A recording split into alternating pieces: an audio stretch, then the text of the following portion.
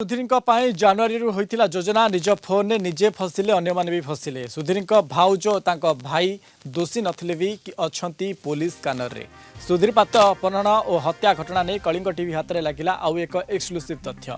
सुधीर झियारी निवेदिता तार पुरुष बंधु कालू प्रधान जानुरी मासरू ही आरंभ करते मिशन सुधीर अपहरण।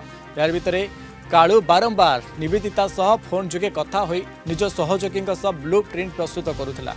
या भितर से ही फोन नंबर जनित सिम को मोबाइल रू बाहर कर दिया जाता।